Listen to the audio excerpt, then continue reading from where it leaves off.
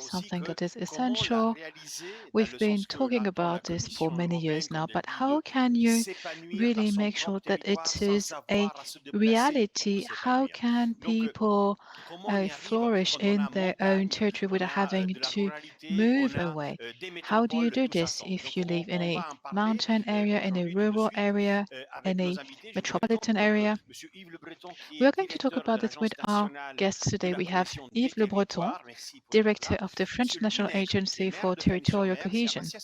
Mr. Louis Nègre, the Mayor of Cantumer, former member of the French Senate.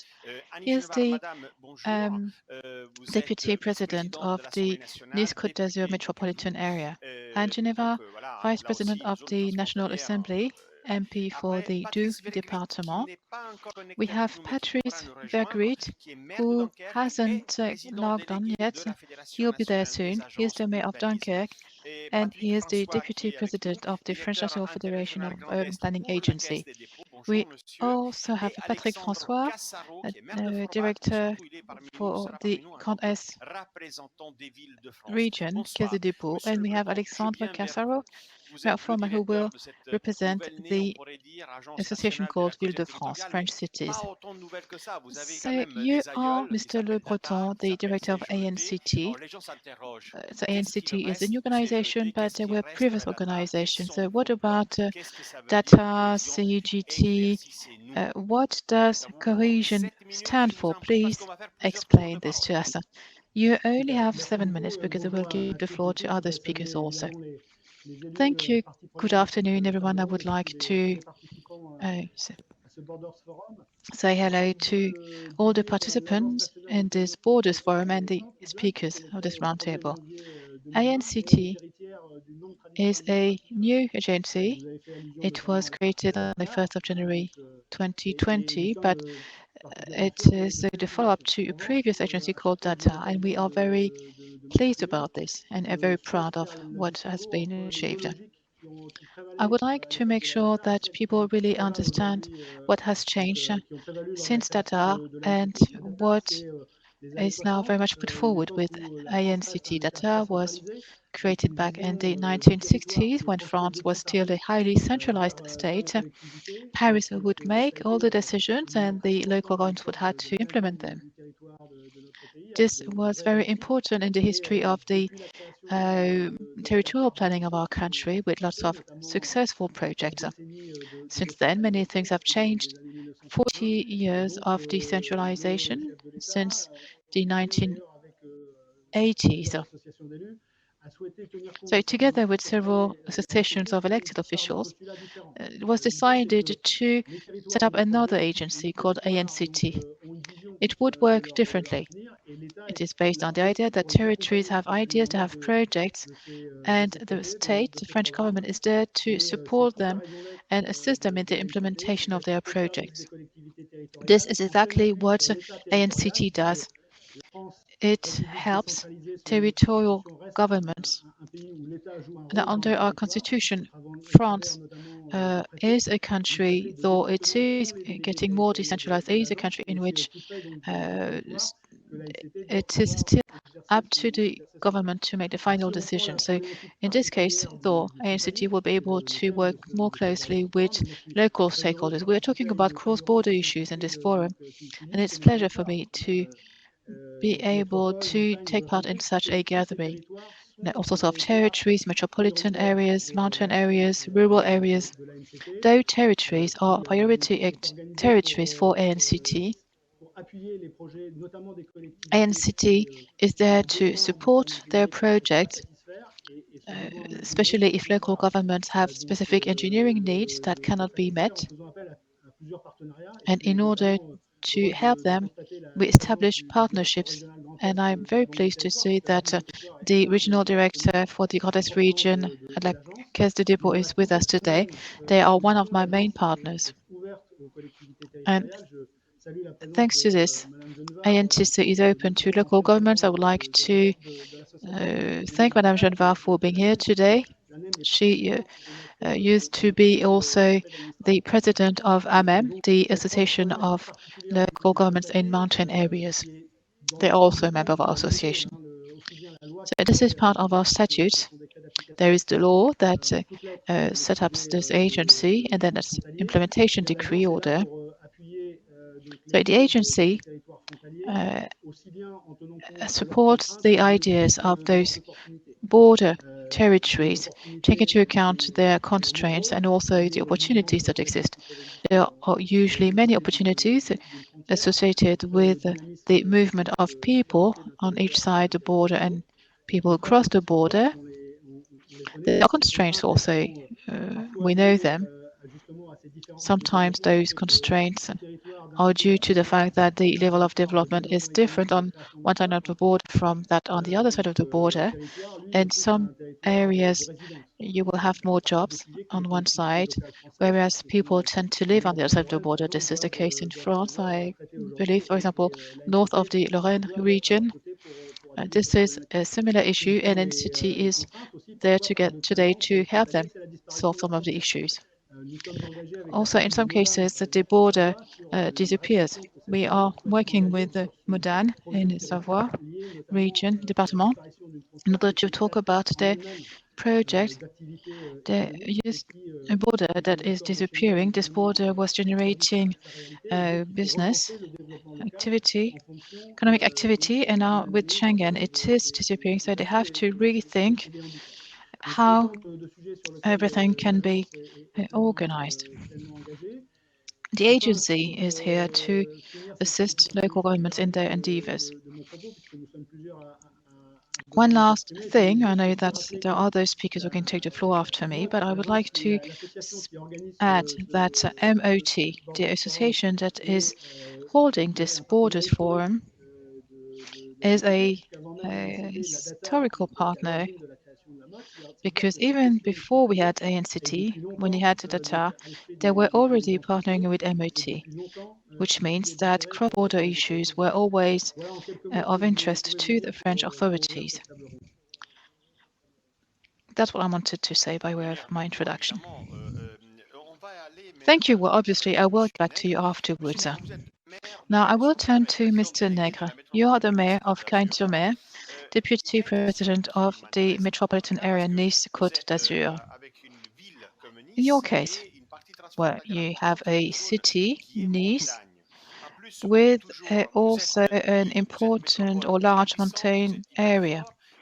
So it's a metropolitan area. People tell you you're powerful, but if you're in a rural area, you tend to be more fragile. But in your case, Nice is a metropolitan area, but also a rural area at the same time. So strong and fragile at the same time. Will you say a few words on this? Well, yes, thank you, everyone, and I will thank all our colleagues, and I'd like to thank Patrice, who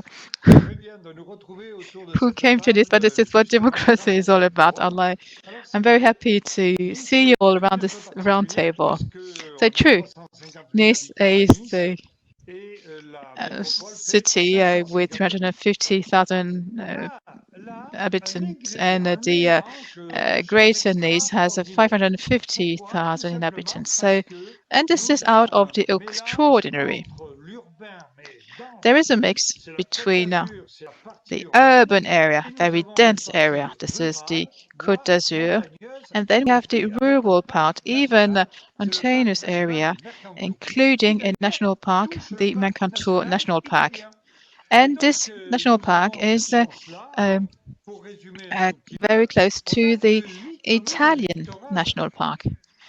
We only have 8 municipalities along the coastal line out of 49 municipalities.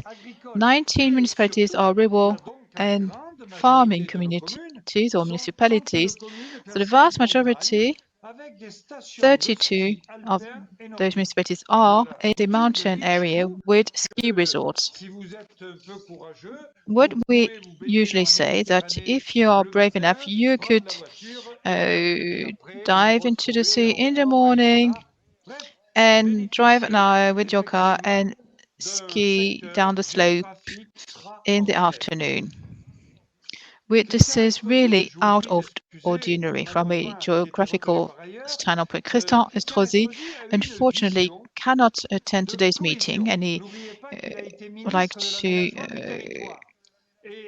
remind you of the fact that he was the former minister in charge of land planning, and his vision went beyond that of simply working on the coastal area.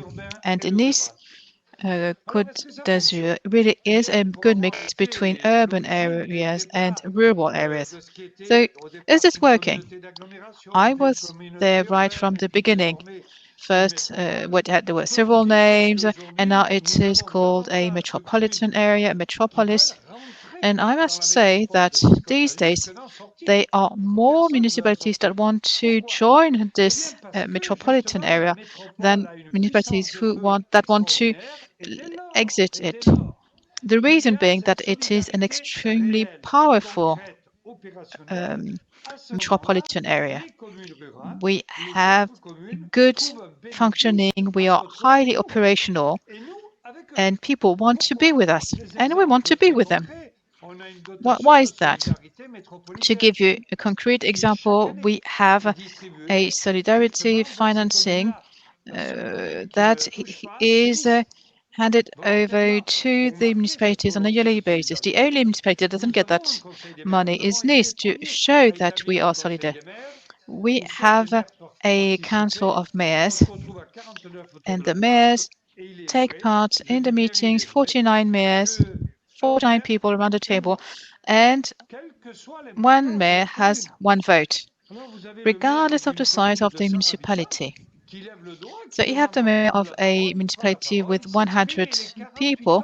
If that person wants to take the floor, then he or she takes the floor, and the 48 other mayors listen to him or her. And obviously, we are always able to strike the right balance, even if there are some disagreements. I helped out drafting this charter for the metropolitan area. And in the beginning, we said that municipality was the foundation of this metropolitan area. We think it's good to meet and to have a converging approach when it comes to cross-cutting competencies. For example, transportation. We have decided not to have free public transport. We have, nonetheless, a price that is very low. For the entire metropolitan region, a ticket costs €1 or €1.50, regardless of how far you want to travel, in order to have people shift from their car to public transport. Mobility, as you can see, is one of the main aspects where we can show solidarity and cohesion. There is a lot of complementarity, a lot of solidarity, and we have ski resorts. As I said, we have a national park also, but also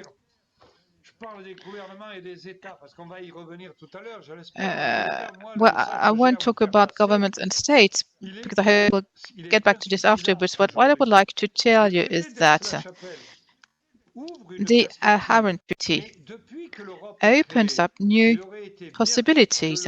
But since the creation of Europe, I think we could have moved forward faster.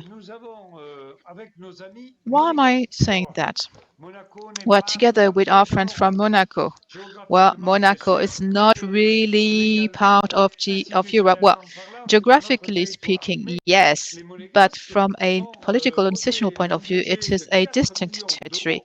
But people in Monaco have voted on a €4 million budget for the municipalities that were devastated or destroyed by the Alex hurricane or storm.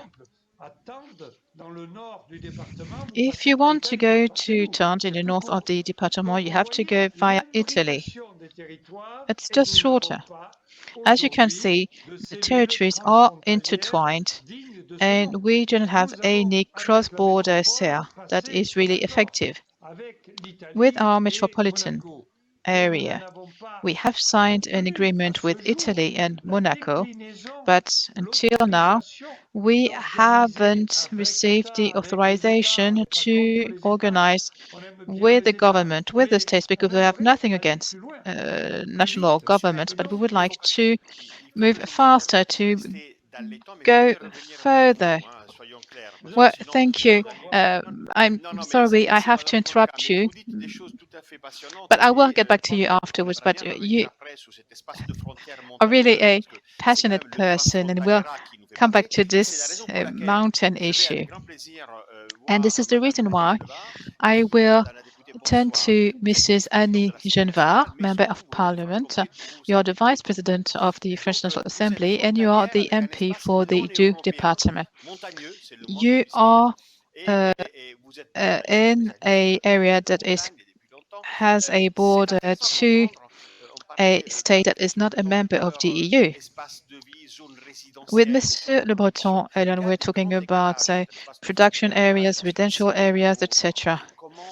And there are many differences between the border region in Switzerland and your region.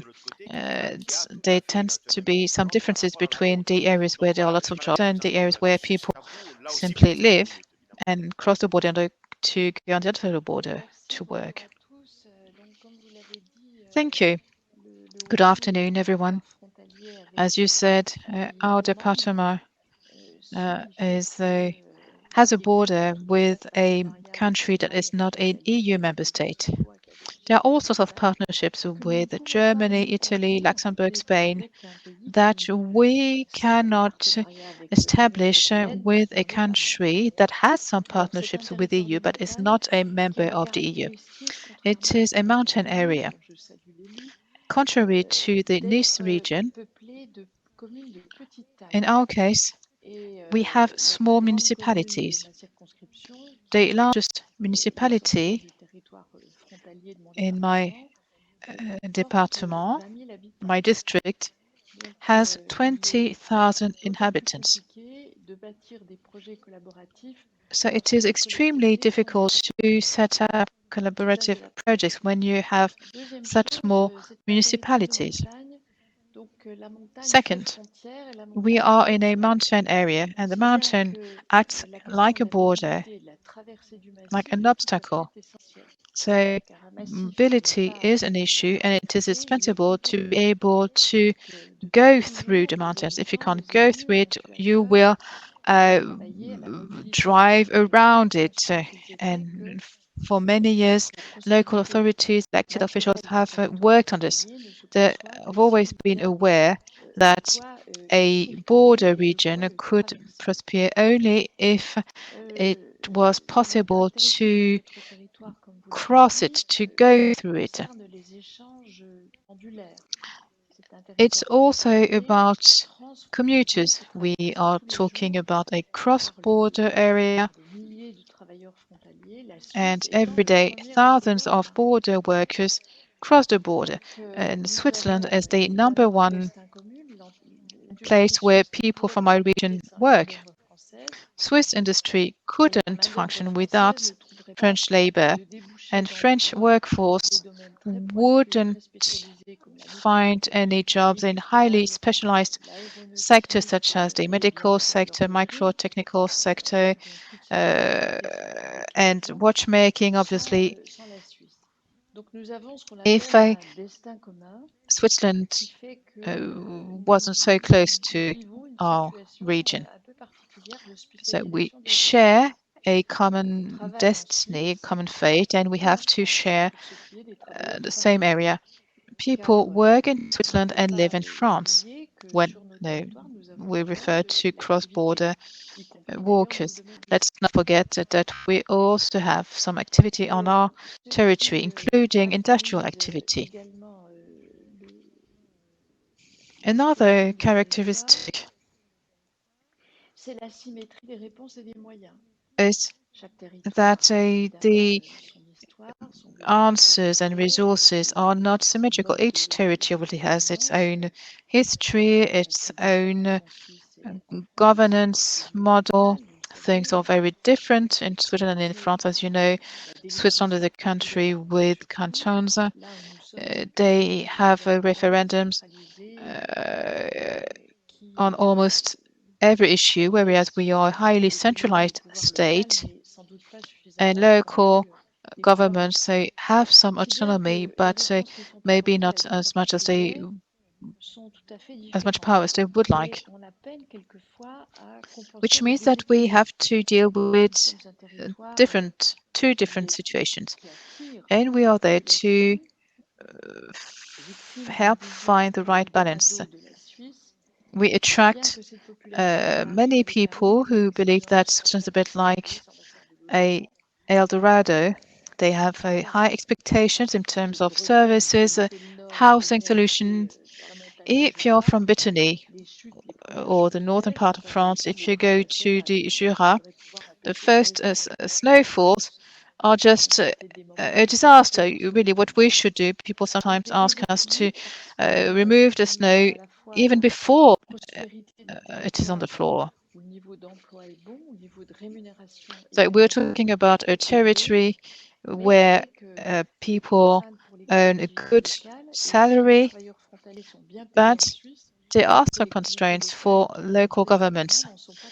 Employees are paid well in Switzerland, but we do not benefit from this because we are not in the same situation as with the Geneva region. So we do not get any of the tax monies.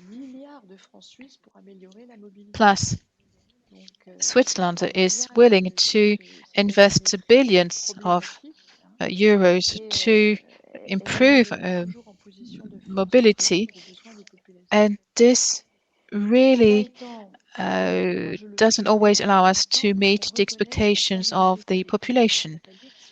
And I've been asking for a proper recognition of those border regions that are prosperous regions.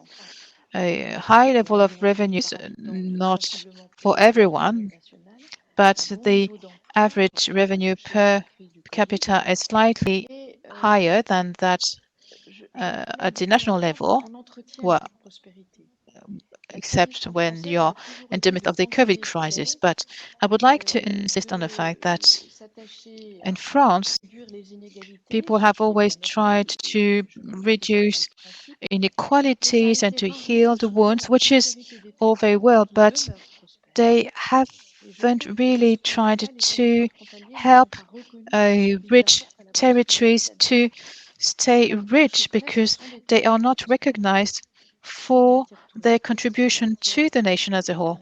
Those border territories tend to be rather rich, and this is not necessarily recognized as something that is positive. Some of our border territories are exotic in a sense because of the labor force that goes and work in a country where wages are higher. They do not go and work in a low-cost country. We have bilateral agreements that were signed by the national level, but local authorities were never consulted, even though they saw the immediate impact in terms of increased prices, increased demand for housing. So our request is that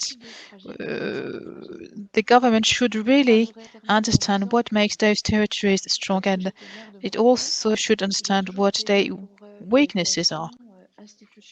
I've always been in favor of deep institutional relationships with Switzerland, despite the difficulties that I've described, because this can also make a positive contribution to our situation. For that reason, we've worked on creating a natural park in order to have a cross-border natural park. I created the Doubs urban municipality. It's a cross-border area, approximately 70,000 inhabitants. So it's one territory, but the distribution of people is slightly different depending on where you are.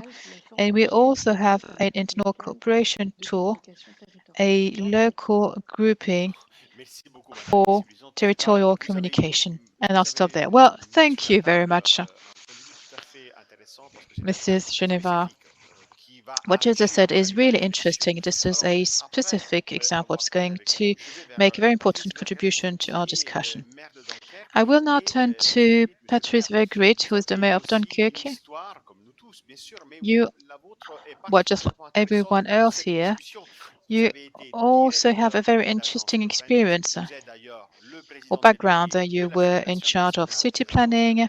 You are the deputy chair of the Urban Planning Agency Association. You're also a mayor of a cross-border territory. And I know that you are very much interested in cross-border cooperation. But you only have 7 minutes to tell us about all this. Thank you. Good afternoon, Giuseppe. Good afternoon, everyone. I'm very happy to see you. Louis, hi. It's always a pleasure to come and see you in Nice. For my part, I was first a director of the city planning agency in Dunkerque. That is at the heart of cross-border action here in our region. Then I was elected mayor of the city. I'm the president of the urban community and also president of the Côte and a co-chair of another cross-border cooperation organization. In other words, I've been on both sides. The technical side, where you have to find the tools to strengthen cross-border cooperation, and the other side, the one that has to win over politicians. This dual experience has taught me many things. First, here in Dunkerque, we had started things on the right footing. We had cooperations across the border with the Flemish, very good relationships. We would meet on a very regular basis. And we had started to develop working groups. We were having better collaboration between hospitals, even between security services. For example, we had organized an at-risk event with the French and Belgian police forces working together. So all this was quite informal, and in the end, we created an EGTC. I think that together with Lille, this was one of the first two EGTCs that were set up in France. This is a proof of the cross-border cooperation that was already in place in that part of France and in the south part of Belgium.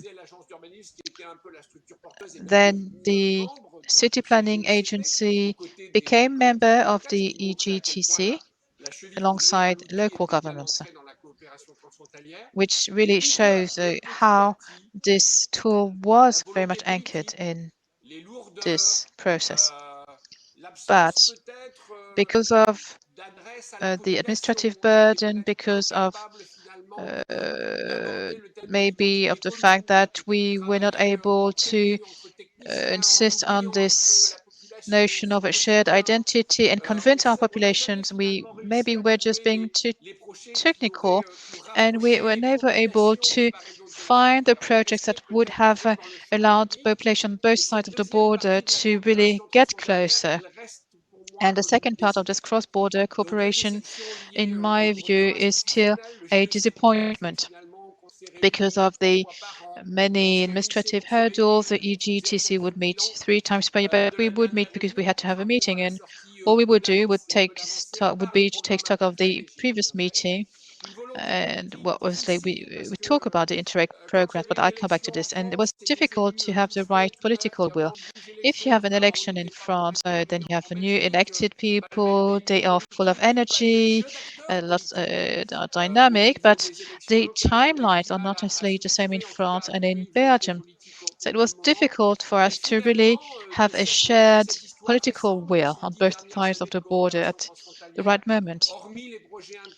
And over the past 10 years, with the exception of the Interreg programs, with the exception of the agreement to get hold of European funds to make things change, well, I must say that unfortunately, not so many things were done. And cross-border cooperation in the Dunkerque area is something that has taught us two things. You need to have a tool to develop that cooperation, but you also need a political will based on building a shared identity on both sides of the border.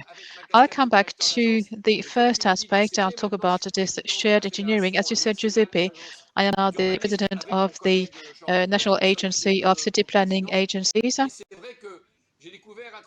We are both co-chairs, and I could discover via the Dunkirk example, and that's a positive, really, that is a credit to the Dunkirk experience. We found an engineering tool that helped us strengthen cross-border cooperation. Well, this urban planning agency helped us develop a whole thinking around cross-border data. Eurostat was dreaming about building converging statistical data at the European scale, but it is mostly beyond the local level. Urban planning agencies working on both sides of the border helped us, as elected officials, get a cross-border observatory of our realities, which was severely lacking. Urban planning agencies also helped us have a shared forward-looking vision, and these agencies also carried a number of Interreg projects that I talked about earlier regarding issues of cross-border mobility, issues of cross-border labor market. The cross-border agency was the linchpin of that. And if you look at the network moving beyond the Dunkirk experience, if you look at this network of urban planning agencies, this network in France is highly developed in cross-border territories. In France, the Greater East,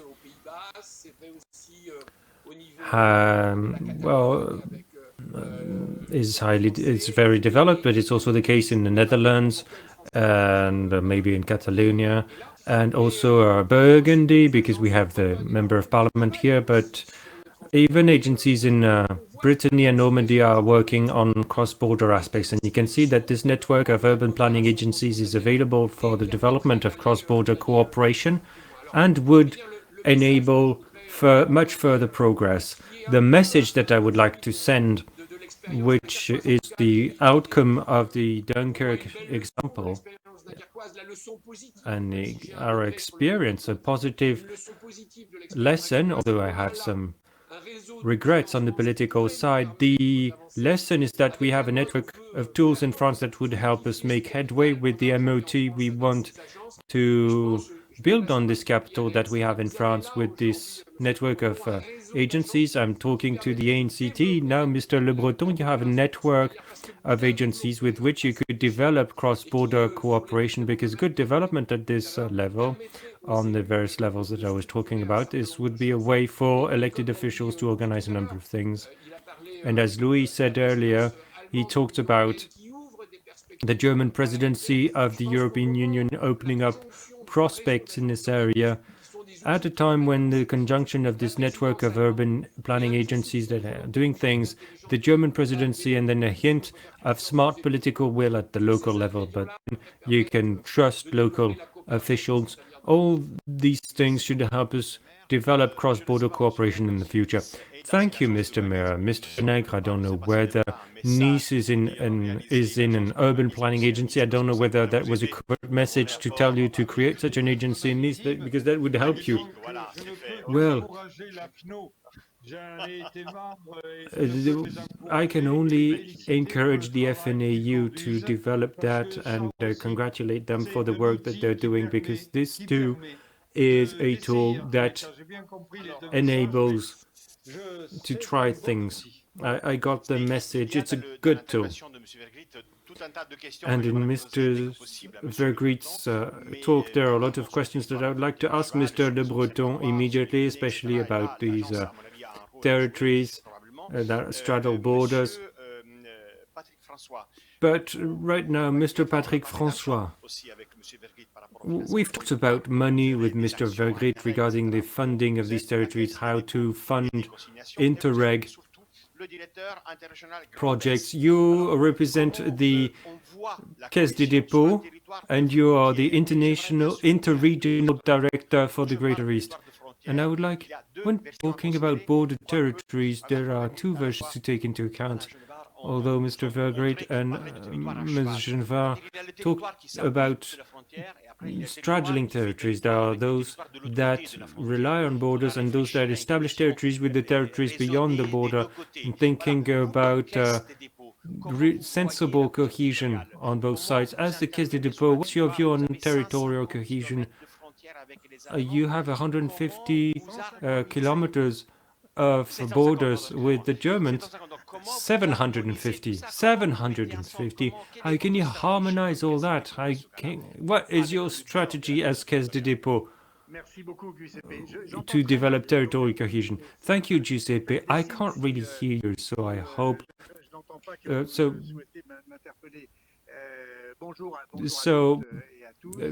Wave to me if you want to stop me. So anyway, good afternoon, everyone. Good afternoon to the elected officials and Yves Le Breton, who is and will be more and more our major partner in territorial engineering. And a quick hello, specific hello to Alexandre Cassaro, a young mayor of Forbach, whom I'd like to greet, and we'll listen to him with great interest. The Bank of Territories, the Caisse des Dépôts, traditionally is involved on the whole national territory. My territory of intervention is the whole Greater East, the three former regions that are now the regions of the Great East region. I have a very proactive mission to intervene with local authorities to help them fight against all imbalances and divides, the territorial divide, the social divide, the economic divide, of course, and develop their territory. So we are putting considerable resources, we're harnessing considerable resources, working with engineering. Talked a lot about engineering in 45 minutes. There seems to be a lot of it. So we have big consumers of engineering, and I can proudly say that I'm the biggest consumer of regional departments in terms of engineering to help territories along with their projects. But also in terms of funding, we harness considerable funding with local authorities, loans to big infrastructure projects in Greater East, the creation of the exhaustive coverage with ultra-high-speed broadband, the whole Greater East territory. It's a first at the European scale. Also, when it comes to transport infrastructure, hospital infrastructure, and also social housing, it's considerable what we do, and also in selection of investment by local authorities. And so we are the partner par excellence of local authorities, and we invest. We are general interest, public good investors. So we take stakes like any private investors in projects which would not grow without our involvement. They would never see the light of day. And so that shows that we're involved in many fields, like the ecological transition, the transition of companies, and support to personal services, and so on. I won't make any presentation about the Caisse des Dépôts. It would be a whole other topic. But maybe I would like to kill the mood a bit.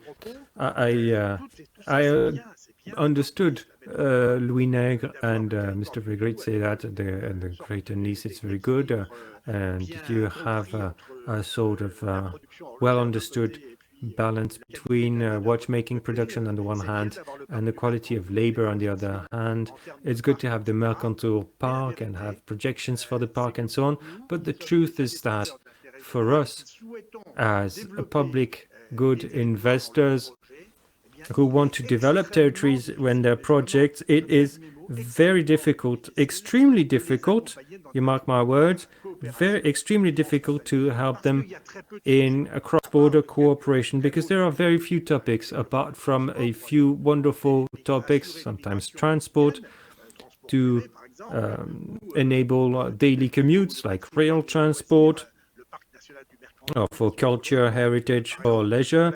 The Mercantour National Park and its extension, that's a great project, but we're facing real difficulties in applying national policies and applying them on local territories and to establish projects on the territorial strips that follow along borders. And so at the Territory Bank, we think that the re-energization of the European project will happen at a border, the ability of Europeans to build projects together. And so by experience, let me tell you that it's extremely difficult and sometimes very rare that you're able to develop actual projects with players on both sides getting together and taking stakes in a corporate project, for instance, or an equipment project such as a nursing home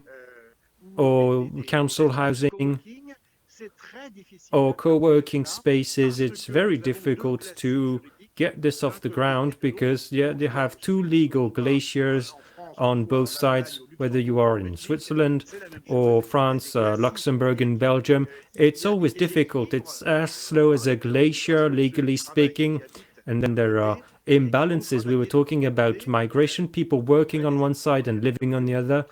So real territorial imbalances that need to be addressed, and also tax imbalances. As long as you don't make any progress, as long as maybe you're not implementing the project that flows from the revision of the Élysée Treaty a bit more, the ability that prefects have to adapt the law on a specific territorial strip, applying a sort of most favored nation clause, applying a common rule on both sides of the border. As long as we're not doing that, it will be difficult. Apart from a few iconic operations, I could name a few later. Well, we won't see the realities of real, actual cross-border construction, although the future of the European project will have to come from there. Thank you. I think our guests would like to respond to what you've just said, but first of all, yes, Mr. Cassaro, you're the mayor of Forbach, but here you're also representing the Cities of France, the Association of Cities of France. Could you talk about the case of Forbach, to talk about the observatory, as Mr. Vergriete was saying? What are the tools that you're putting in place? But could you also compare that to the question of border cities and cities in cross-border matters? Yes, thank you, Mr. Bettoni. First of all, I'd like to thank the organizers of this forum, the MOT. I'd also like to take this opportunity to say hello to all the people around the screen in all their respective positions and qualities. As you said, I'm currently representing Villes de France, the towns and cities of France between 10 and 150,000 inhabitants, conveying the apologies of Ms. Cailleux, who is also the chair of the ANCT, and we have Mr. Yves Le Breton on screen. Mobility is a great matter for Villes de France. We have a working group working on cross-border activities and of the various local authorities. What we've been advocating for with Villes de France is a European Union based on projects and concrete things, because our starting point is that European construction is not just something happening in Brussels. European construction should be the outcome of multiple cross-border cooperation on the whole continent.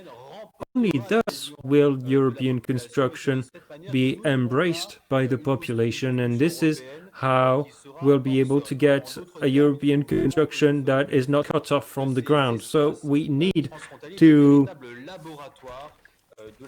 turn these cross-border areas into laboratories of European construction. It's true that in order to develop these various aspects of cooperation, we, mayors and local officials, have a number of tools that are made available to us. I'll name but three. The first one is, of course, EGTCs, the European groupings of territorial cooperation. The second one is city-to-city relations, and the third one is cooperation even within civil society. First of all, regarding EGTCs, it's a fairly recent creation in the history of local authorities, but of course it is a very original creation, which is important because that enables a number of territories to set themselves objectives and mobilize resources to achieve them. To take but the example of the Moselle EGTC, the one I know best because Forbach is a part of it, we've put in place a strategy for common territorial marketing. It's a concrete action that we've worked on. We've also worked on the mobility offering by putting in place a bus line on both sides of the border, facilitating transport for our fellow citizens in France and Germany. And also a host of other topics that could be discussed as part of these EGTCs, such as a shared and complementary cultural policy, also a tourism policy that is shared and complementary. And still taking the example of our territory, we have very strong industrial tourism with the mining museum or the steel museum on the other side of the border. So there are synergies and ties that can be created between the two. As I was saying, first you've got the EGTCs, then you've got city-to-city relations. Regarding cross-border cities, what very often happens is that there are twinnings established with cities on the other side of the border. And these twinnings, if they are designed sufficiently smartly, they can culminate into very concrete actions. For instance, Forbach is twinned with the city of Völklingen, has been since the post-war period. And now the twinning partnership is still strong, that it's resulted into other cooperation that I'll address later. But as part of this twinning arrangement, once again, you could develop the duty to remember, you could develop the cultural offer, and as part of these partnerships there are other city relations so that you can develop the teaching of the neighbor's language, because to develop cross-border cooperation, it's important for our fellow citizens to speak the neighbor's language so that they can move more easily or get access to jobs and so on. So there are cities that have systems of pen pals between school children. It's one visible, concrete action on the ground. So, as I was saying, if city-to-city cooperation is strong enough and mature enough, that creates a very favorable ecosystem so that then civil society can develop other means of cooperation. I was using the example of Forbach and Völklingen a minute ago because for a few years, thanks to that twinning, there has been cooperation between the Völklingen Hospital, the Herzzentrum, and Forbach Hospital. The principle is the following. If a French patient has a heart disease, they can be taken care of in Völklingen. So instead of being sent to Metz or Nancy in 45 minutes to an hour, they can be sent across the border to Völklingen and therefore survive. And a German patient can be taken care of at the Forbach Hospital for a neurological disease. So I think that the healthcare aspect is one that we need to work more on. And the example, I was taking the example of the health cooperation, but there's also the cultural example. In Forbach, for instance, we have a theater with a national stage, with contemporary programming in Saarbrück, the capital city of Saarland. You've got the Stadttheater, a national theater, with a classical program. And so these are two complementary offerings. So the two theaters have a cooperation in place so that spectators can benefit from the two offers on both sides of the border. So as you can see, it's thanks to this favorable ecosystem that we achieved it. But we're also meeting a number of constraints in the development of cross-border cooperation. I don't really like this word constraint because it sounds bad, but you could talk about areas of improvement. First of all, on health cooperation, we could take it further. I know, for instance, that along the French-Belgian border, they created an organized area for access to cross-border care. Maybe we could experiment with that on the whole of cross-border areas in our country. We could go even further. Sorry to cut you off. I don't want to be rude, but we've heard the exemplary cases that you were mentioning. I'll come back to you because we've got a wall, a deadline. We need to close everything. So I can't go beyond that. I'll move to Mr. Le Breton. I think that you've sort of been teased a little bit by all the speakers about the role of your agency. I'll give you the floor, a response to what you've heard, and maybe also a question from our audience, which is very specific: how to guarantee cohesion between the territory in North Lorraine and Luxembourg. I'm asking, it's specific, but it's also a general argument. So over to you, very quickly, so that others have time to respond. Thank you. A few words. I would like to thank each speaker for the relevance of their arguments. Well, first, regarding partnerships, we saw well in various comments that one of the main ways to take action on territories is to establish partnerships, national or transnational partnerships. And so from that perspective, I wanted to thank the delegate chair. The relationship between FNAU and ANCT, we've just signed a convention with the president Jean Rotter, who's a member of our board. So here we recognize the role that urban planning agencies have to play on cross-border matters or on the whole national territory. It's a tool that's been developed, and government services regularly use that possibility. And also, in line with our rationale at ANCT, we want to make the best use of the territory strengths and constraints. When Ms. Genevard was talking about border areas as areas of prosperity, it's really true. And I think that Mr. François is fully aware of that, but this is something that we have fairly well identified.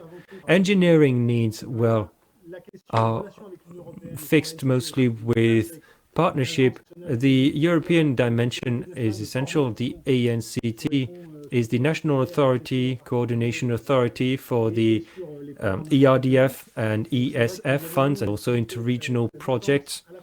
We have a very strong activity with the European Commission and management authorities, which are the regional councils and also management authorities for interregional projects, so that they can be directed to concrete projects. I agree with Patrice François about the need to have projects to justify that central authorities be involved. Regarding the obstacles, you heard about them in the various comments, especially the legal issue. I will use that phrase of a legal glacier on both sides of the border.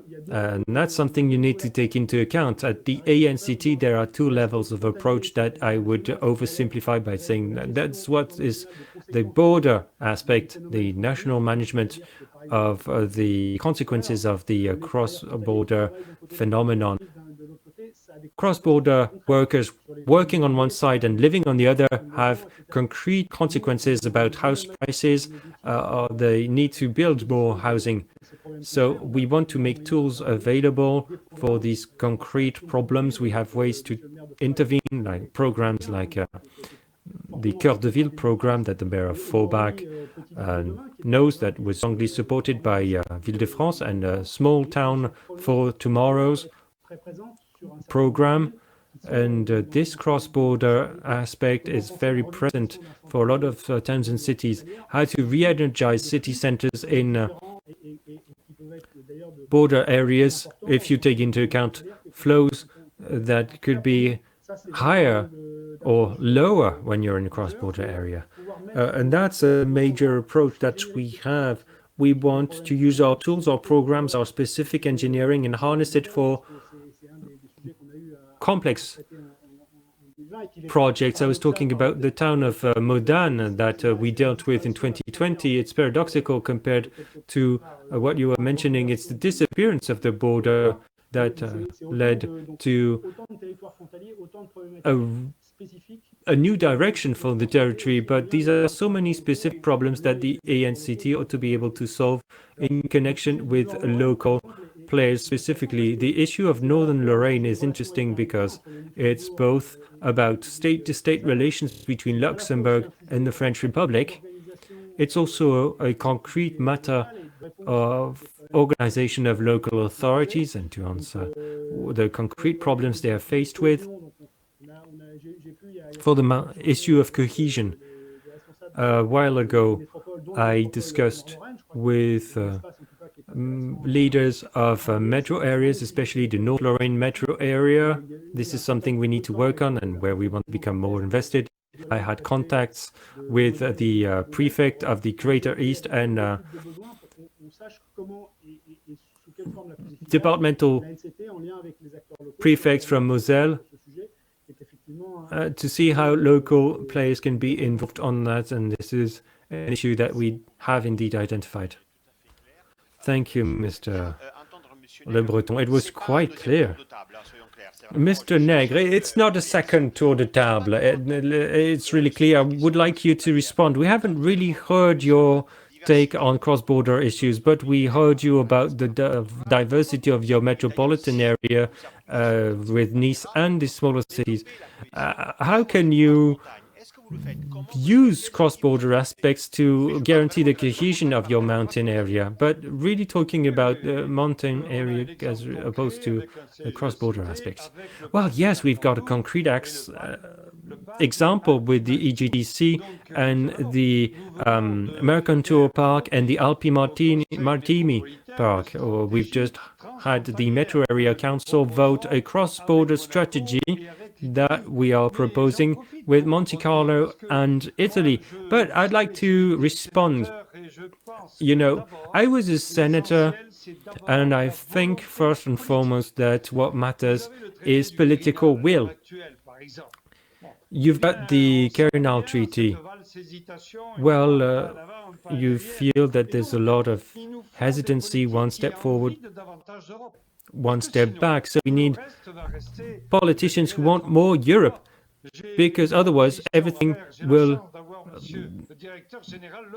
be at a standstill. So I have Director General Le Breton in front of me, and he's in charge of territorial cohesion. Metro areas, we're a metro area that is trying to move things forward, and so we can but observe that in the management bodies of Interreg, you've got regions, départements. Well, of course, departments come from the revolution, so they have been around for quite a bit. But metro areas are quite new and they're not represented. So one concrete request, if we want to have more cross-border, basic cross-border cooperation, let's learn as we go along. I heard you around this table. We're ready to go forwards. And so what can we see? We can see that we're faced with a sort of Maginot Line. I love that idea of a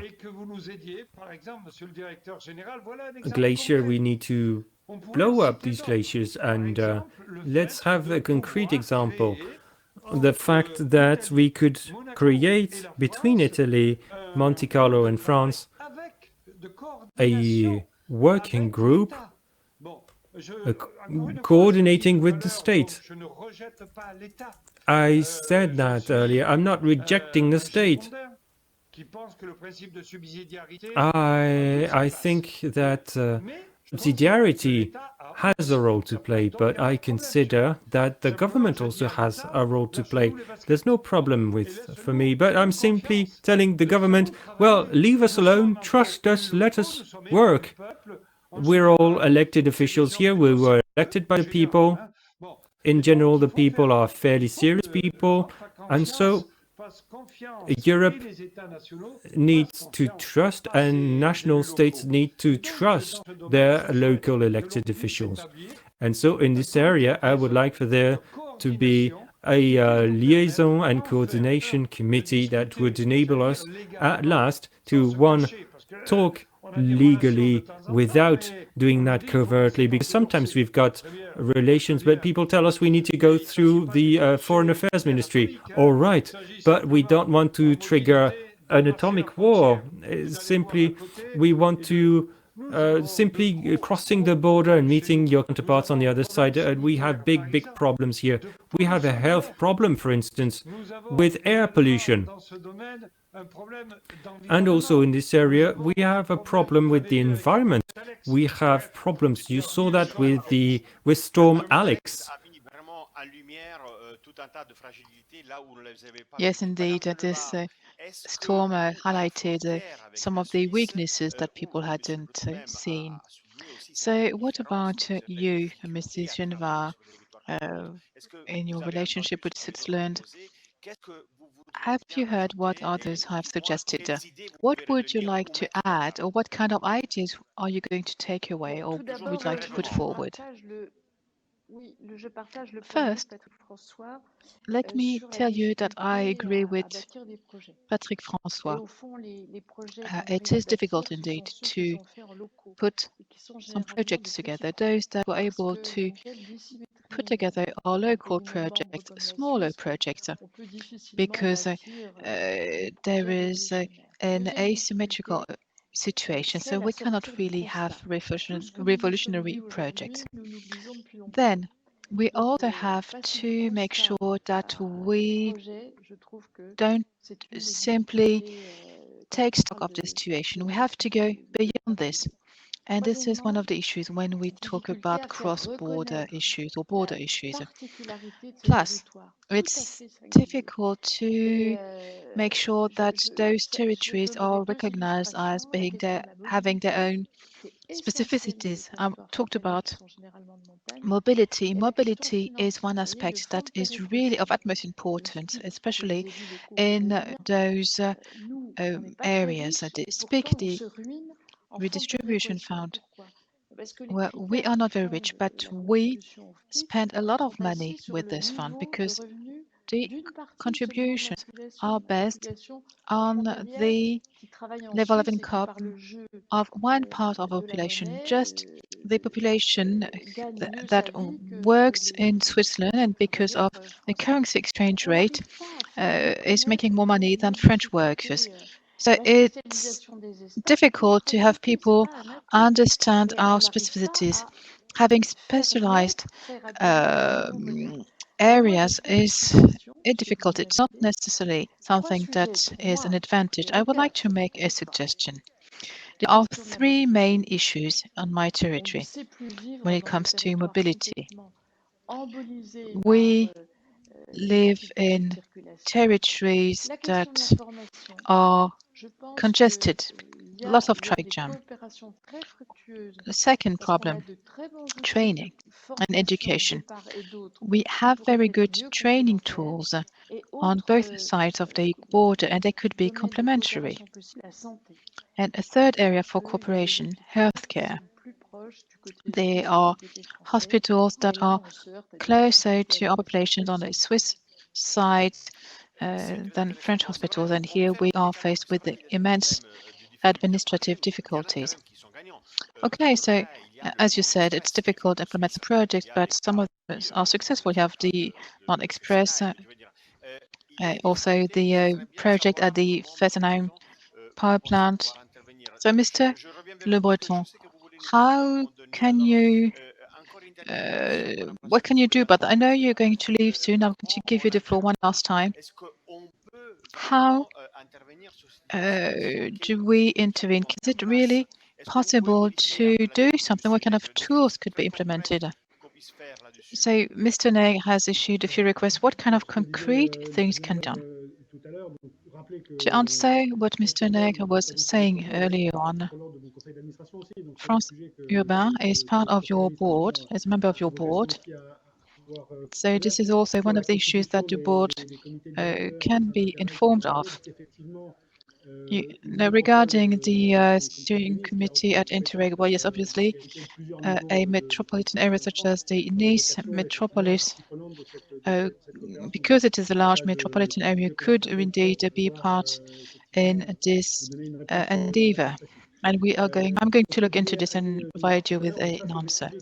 Now, to answer Annick Genevard's comment, those are general concerns of territories, not just cross-border territories, no, mobility issues, training, healthcare.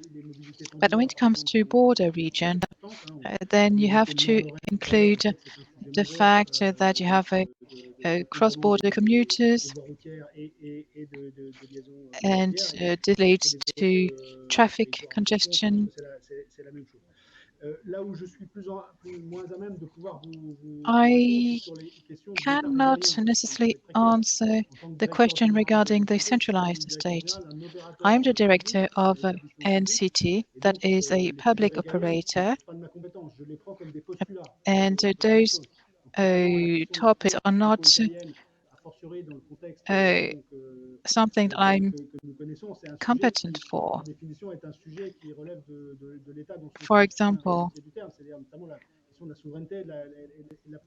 you have the issue of sovereignty and protection. What I can say is talk about border and cross-border issues and where they are extremely concrete. And I have some tools to offer. Those are tools such as the Action Cœur de Ville or Small Town of Tomorrow, the engineering tool also that is of real interest to border municipalities or local governments. So this is also something that we could mention. You have the issue of cross-border contractualization, and we could really indeed have a specific specialized contracts that would take into account those cross-border issues. We are talking about, say, special situations. The element on the initiative of the Prime Minister, sorry, has announced some recovery contracts. So those are some of the issues that were raised this afternoon. So here we have the possibility to have a dialogue with the territorial representatives, the local governments, and talk about projects that are put forward by the local governments. And I will be with you until the end of the roundtable. I was able to reschedule my agenda. Well, good. I would like to have your comments. I have quite a few questions regarding the city planning agency. How can we make sure that this is truly cross-border, whereas we're able to export them to countries abroad? No, we have a city planning agency in Africa, one in Brussels, maybe one in Italy one day. But will the mayor on the other side of the border finance and be a partner just the way you are with your agency? Plus, you've also raised interesting issues, this notion of identity.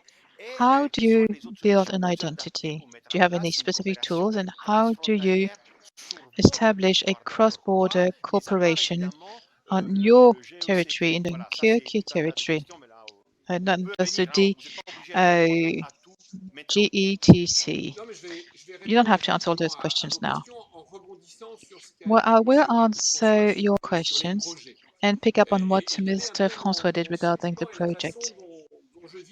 I will tell you how I see things and how I experience things on the ground and why Mr. François might feel this way today. When he speaks about projects, I believe that he means investments. Right now, cross-border work hasn't gone that far yet.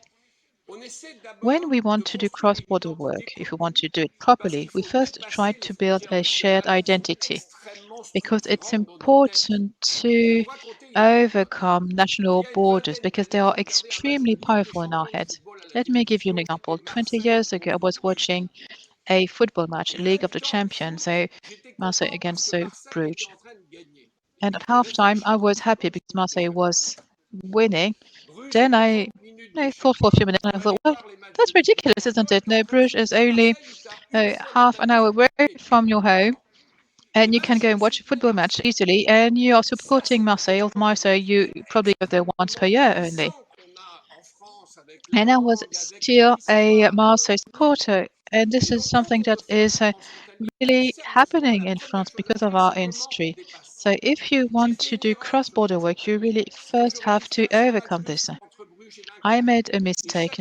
Maybe I should have organized a football match between Bruges and Dunkerque and give a prize to the winner every year. I will try to do this in the future in order to build that shared identity, that shared destiny. Also, when we want to do good cross-border work, you need to insist on consistency. And you can, have a common approach on tourism, culture, safety. Well, if you have different structures on both sides of the border, then you should try and have those structures work together. This doesn't require much of an investment.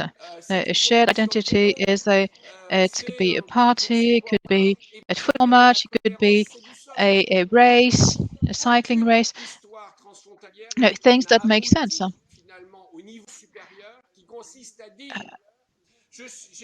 If you want to really have something that is cross-border in nature, you have to create that shared identity first.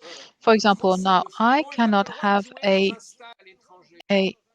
shared football stadium, for example. No, a French football club is not allowed to play at a football stadium in another country, which is a shame. We're not able to build a common stadium, a shared stadium, because the place where the stadium would be built would define the nationality of the team who would take part in competitions. So let me finish. We're talking about cross-border city planning agencies. Well, yes, obviously this is possible. It is totally feasible, but we should go beyond this. And Mr. François knows this very well because we do this with the Bank of the Territories. We have specific initiatives, but how come we don't do them at the cross-border level? We would have a great opportunity to really have something for our border region. So creating common structures, cross-border city planning agencies, commercial agencies. I have a methane terminal here, for example, and the main shareholder is Belgian local authorities. If we had been able to have a shared ownership, here again we would also have had a shared destiny. So we really need to build those common tools together. Mr. François, this notion of a bonds or estate, yes, that's true. People have to want to be together before they start thinking in terms of investments. But as Mr. Le Breton was saying early on, and this is the case for ANCT also, we are one of the main stakeholders when it comes to all those plans to make city centres more active, those projects to refurbish city centres, etc. But no, let's go for it. Let me tell you about Fessenheim, for example. We had to support the dismantling of Fessenheim, or the decommissioning of Fessenheim. I made a suggestion. We had a true problem with the territory. I suggested that we would create a SEM, a Franco-German SEM, in order to manage the operations undertaken in that territory and have a common tool that would provide the right investment land use. So we are getting there, but it took about a year and a half to convince everyone. I must say that the French government and the ministers believed in our project, including Mr. Le Cornu. We have 10% of this CEM that is for German stakeholders and 90% for French stakeholders. And this is what is really difficult. It's difficult from a legal standpoint. And beyond this legal standpoint, it's difficult to have people change the way they do things and to have true common projects and to build adequate tools for those projects. And imagine that those territories are common territories. Thank you, Mr. François. Mr. Cassaro, what is your reaction to this? You're in a territory that is not far from that, the one that Mr. François just mentioned. Yes, indeed. During this roundtable, we have talked about several topics, the constraints, the obstacles to be lifted, the improvements that can be made, and I agree with Mrs. Genevard. Let's not forget that cross-border cooperation is a true opportunity for our territories. First, you have to understand that cross-border cooperation is something that promotes French know-how. Many of those projects are called Porte de France, and this is a way to promote our French know-how and to present it to our neighbors. This is very attractive. It also allows us to be a testing ground for European construction. Let me give you a concrete example in the Grand Est region. In our region, metropolitan areas have a big role to play. Strasbourg, Nancy, Metz, Reims, but cities such as Thionville, Forbach might not be that important.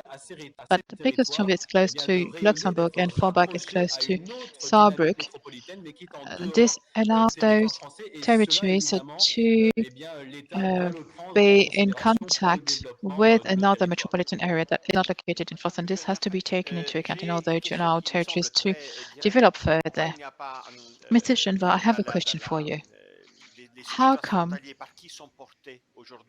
when it comes to cross-border topics, who is in charge of assessing those projects?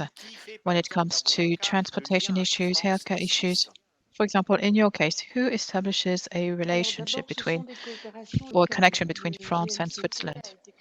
Well, those are local corporations. The GTC was set up by local officials, elected officials in France and Switzerland. Now, regarding the cross-border train project, it was a standard issue, and we had to refer to our partners, the state and the region. But quite clearly, if there is no local momentum, then cross-border territories are not visible. This is the reason why we keep insisting on the fact that these territories deserve a specific attention. It doesn't necessarily mean that they need 10 times more attention than other territories, but what I mean by specific is really because they have their own specificities. In our regions, there are some ambassadors, if you will, regional diplomats who are here to deal with those issues and to have discussions with their counterparts, and this always depends on the quality of the people holding those functions. For now, the right level would be the prefect, I would say, because the prefect is interested in those issues, which was always the case. It should be the SCAR, and SCAR wasn't really interested in that either. And we are really looking for a contact person. Now, if people are interested in the project, well, it's fine, but this is not always the case. And this also brings us back to what I was telling you earlier. We have a Franco-Swiss route for absinthe, which really works well. But this is just marginal. It is an exception, isn't it? We should really have cross-border transportation, have cross-border project for the important aspects of our daily life, transportation, mobility, etc. Because our model is at risk. Jobs on one side, people on the other side of the border, and everyone is driving to work. We are fighting against climate change, and we know that the current model is not the right one. It's not going to last forever. How come we don't think about having cooperation, economic cooperation areas? I believe that if we do this for tourism, things might be a bit easier. We are trying to remove the border, but we could also make use of it. The border could be seen as a tool. If you're in France and cross the border and go to Switzerland, you do this because you want to be in Switzerland. You don't want to be in France. As when you're in Switzerland and go to France, it's because you want to be in France. You don't want to feel as if you were still in Switzerland. So this is what tourism is about. Thank you very much. We are reaching the end of our roundtable. Have lots of questions, which really prove how interesting this debate was. I'll see you next time. We are not quite done yet. I would like to thank our guests. A 5-minute break, and then we will close this first Borders Forum. Thank you, everyone.